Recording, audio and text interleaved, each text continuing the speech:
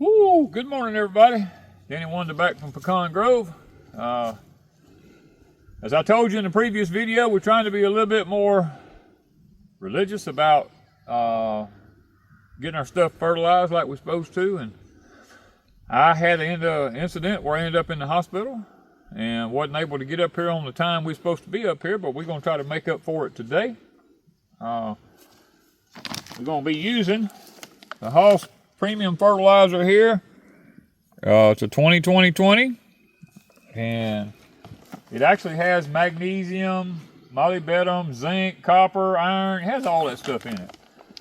So we're going to try to use that, and we're going to hit everything we got here. And before we do, I'm going to walk up here, and we're going to look at the end of these rows. I had forgot about it, I'm going to be honest with you. I came up here one day. I wasn't feeling the best in the world. I came up here. It's been, oh my goodness, probably over a week and a half. Probably a week and a half, 2 weeks ago. And I brought some rutabagas, some purple top turnips, and I think it was mustard. And I finished out these 3 rows we have up here by putting that stuff up there. I said, let me just rake it in. I said, I didn't do it the way I usually do it, but I just raked some in, and I said, you know what, I'll come back and fertilize it later if it comes up. And I'm looking down there. I forgot about it. I'm going to be honest with you. He thought about it this morning. He thought about it this morning because we were talking about, we was up here last night. There was a deer trying to get in here last night from over here. And I was telling Wanda, we were talking about it. I said, man, the grass is taking over the other end of my rows down there. And then it hit me this morning. It's not grass. It's actually my greens coming up. So, or we hope it is. We're going to walk down there and find out. We'll go down there and find out. But we're going to mix up some fertilizer first to take down there with us. Now this is a water-soluble fertilizer. I'm going to put, oh, I don't know. I'm going to put a couple scoops in each one of them. I don't want to overdo it. We'll do it that way. And I'll see if we can't get a little bit of water in them. Guys, y'all have to watch our old water hose thing. Thank you guys for the water.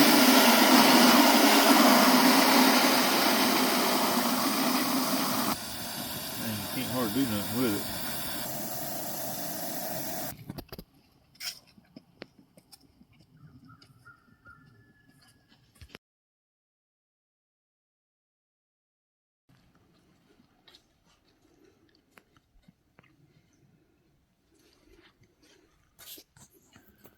Well, guys, Miss Wanda has wore off on me really, really bad.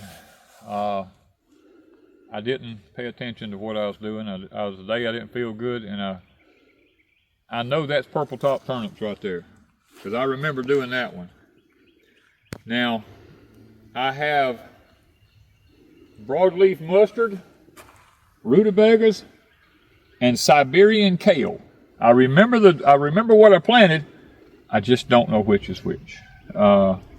And at this point, it's hard to tell. Well, I can tell this is rutabagas right here. I'm almost positive. The middle one, yeah. I think that's the rutabagas. I'm just not sure if this is kale or that's kale. I want to say that was the mustard over there. And the kale. Was the kale here. Yeah, probably. I believe I'm actually, and then the turnips over here. Yeah, and then the turnips. So there, you got a good stand. I got almost 100% stand in what I did. You know what that tells me? Plant it and leave it alone. Quit babying it. Quit babying it. Quit babying it, yeah. Because that day I just took the rake and it was hot, and I was just taking the rake and I was just hitting it, you know, and then I said it probably won't even come up, you know. And well, and another thing, we've had enough rain to make it come up. So all right, now show them. We're gonna start with what is this, broccoli? Well, I'm gonna let me get this fertilized. Are you gonna fertilize the kale and stuff too? Yeah, I'm gonna fertilize all this because it's been a couple of weeks, you know. It's time to do it. So, and it's little enough now, it ain't gonna hurt nothing. I'm just gonna sprinkle it all over the top of it here.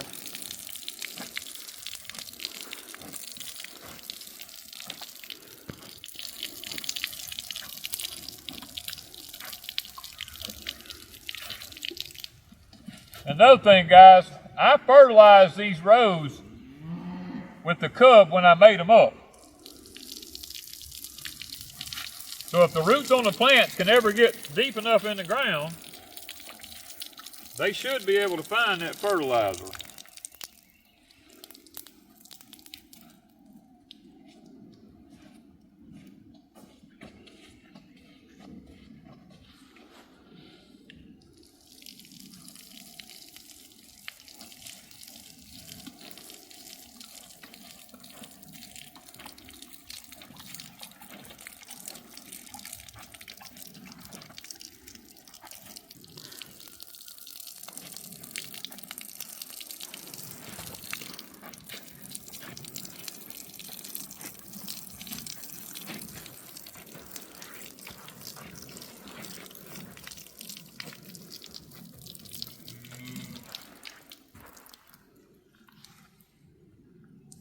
All right, I think we pretty much got that done.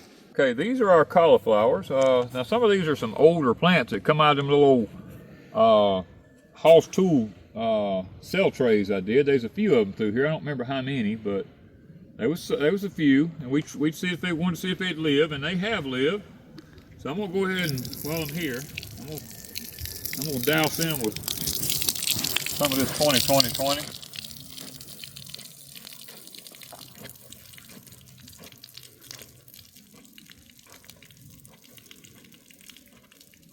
Okay guys, that was the end of the cauliflower right here I just fertilized up to that come out of the little cell trays. Now they're a little bit older than the others are, probably 2 weeks older. But now, the rest of this that you see through here, this is the one I did the experiment on. I told you I was just gonna pull them up out of the ground, just bring them up here, punch a hole in the ground, and drop them in there, roots and all, and just, you know, they wasn't in no little cubicles or nothing like that. They were just plain old, just roots hanging, you know. That's how we used to do it when I used to grow them commercially. It looks like the broccoli's taking a pretty hard hit up here from something. I don't know what's going on with it. It looks a little bit rough on this end up here. But now you got to understand, the day I set these out, it was like 80-something degrees, closer to 90. And when I put them out, they just wilted flat to the ground, you know. So they've had a hard time coming back. But you know what this tells me? You got to quit babying them. You got to quit babying these things. Because I mean, overall, they're all still growing. Yeah. And the ones on the other end are even prettier than these right here. Yeah, they are. So, yeah. Quit babying your plants. Quit babying them plants. I mean, I stuck them in the ground in the heat of the day, fell down for 2 days. They laid on the ground. Because it got up over 90. Because it got up to 90 degrees here for 2 or 3 days in a row. And no rain, nothing like that. We watered them in good. And I told Wanda, I said, they're probably going to die. And we just went off and left them. And guys, they have perked up. And it looks like they're trying to grow. Now, not every one of them, but most of them. The majority of them, I mean. I think if we don't get some kind of hard freeze to come in here and just kill them, it was a good experiment anyway. It'll work, you know. Mm-hmm. I know in the spring, it'd be better if we just don't baby our plants. We just plant the joker, snatch them out of the ground, come set them in the ground, you know. I mean, that'd be the way to do it.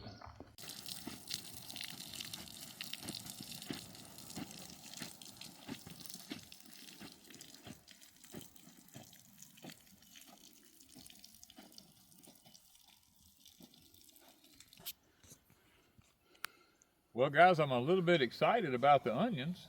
These are the Vidora onions. We got these from Hoss Tool this year.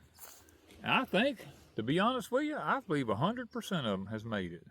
I don't think any of them has, even the little tiny ones I planted. Are doing really well. They're standing up good. These things are, I think they're actually kicking in. Looks like they're doing good. We're going to hit them with some 20-20-20. Because onions need a lot of nitrogen. My next fertilizing on them will probably be calcium nitrate down through the middle of it there.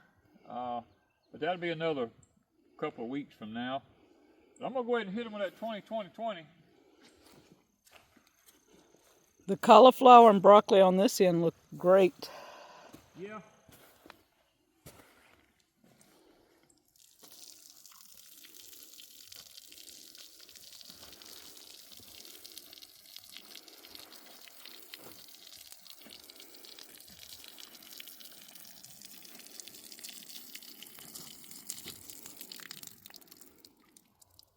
Oh yeah. Now, Finish I out made your it to cauliflower. I made it to right yonder with a cauliflower, so let's see if I can't finish this out.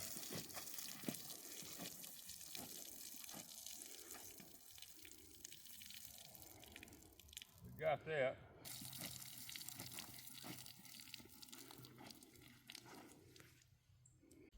Well, guys, we were out here looking at the volunteer sweet potatoes that's coming up and realized some of this is peanuts. Look at that. Look at the peanuts right there. Coming up in here where we had them peanuts, I took the grapple and dug them up out of the ground, and I guess some of the peanuts got left in the dirt. There's some off over there. There's a few sticking up down yonder. So the jungle peanuts have withstood 24-degree temperature, because it got down to 24 degrees one time. One night. And we've had some patchy frosts, and they're still hanging in there. We're gonna see what happens. I'll have to just keep an eye on that. And then this whole section. Yeah, it looks like armadillos has been down through there, but that's where me and Chris went through there, and Chris was digging them up, taking them home with him to replant at his place. And I thought we had come pretty close to getting most of them, but You got a whole bunch of potatoes you don't even have to plant if they survive. I can pretty much see that we're going to have a problem this year. Oh my goodness. Well, what we came over here for was we wanted to look at the Irish potatoes.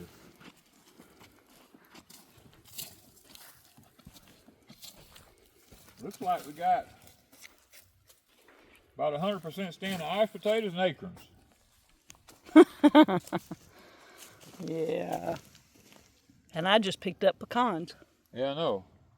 We got acorns on the ground here off these oak trees. This fell all out in here. We put them underneath these oak trees here to kind of see if they'd make it through the freezes, and it's worked so far. It's just there's so many acorns on the ground now. I'm gonna have to, I don't know, I guess I'll end up having to bring a yard rake up here or something, because they're way off all out in yonder. And rake them back. Or else we'll be growing oak trees to sell. There'll be so many oak trees down through here. I moved over one row more than what we originally had the garden. And to get underneath these trees so that maybe it might keep the frost off of them and the freezes and stuff. And it's worked, but at the same time, when you can come through here and you can just run your hand down the row like that, and you got a handful of acorns, you know.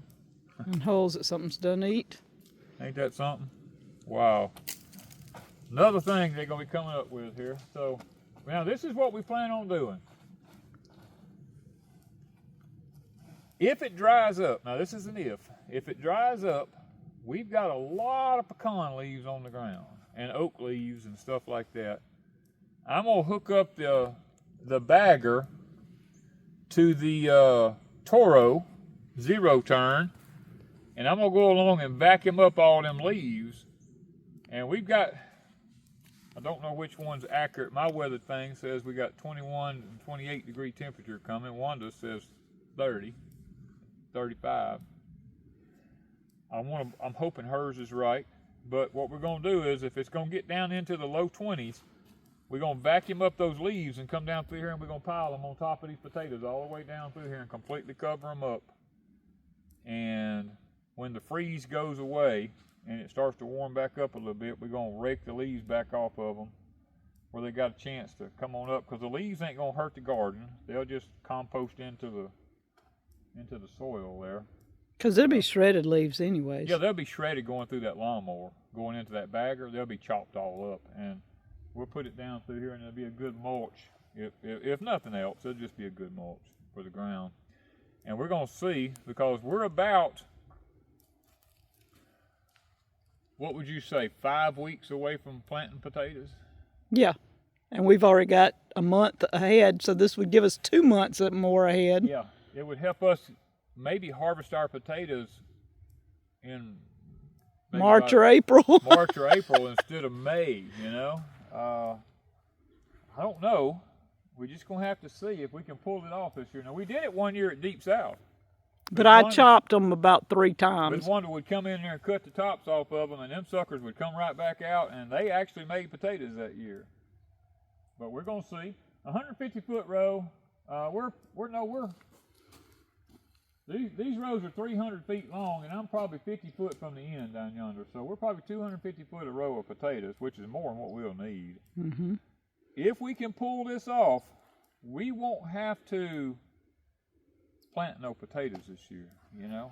I mean, and we can turn this into corn and stuff this next yeah, we year. can. I don't know about the corn. I'd love to put it all in corn. Them sweet potatoes got me worried. The only thing I was hoping about the freeze was it would come kill them sweet potatoes, but no, they live underground. They'll do. I know, that's what bothers me. And I plant that corn, they'll come up and wrap all around the corn and everything else, and there'll be a thing in the world I can do about it. You know what I mean? We'll have to see. But Chris gonna have to dig up some more sweet I potatoes. see a potato that's exposed right here. That right there is exposed. But it's starting to grow. Oh yeah, it's growing. You can see it there. See how it's right, the potato right there? I'm gonna have to put some dirt over the top of it. I don't want to. I just happened to look down and see that. We're gonna have a nice row of potatoes. Yeah, I'm thinking the Toro with a grass catcher.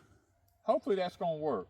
If it will, then we'll know what we can do from this point forward. So, all right, guys, I've got to go. I got a lot more fertilizing to do. I gotta go The high tunnels, all the high tunnels and everything else. Container garden. Container gardens and everything. All that's got to be done. So I got a long way to go. Thank you guys from Pecan Grove.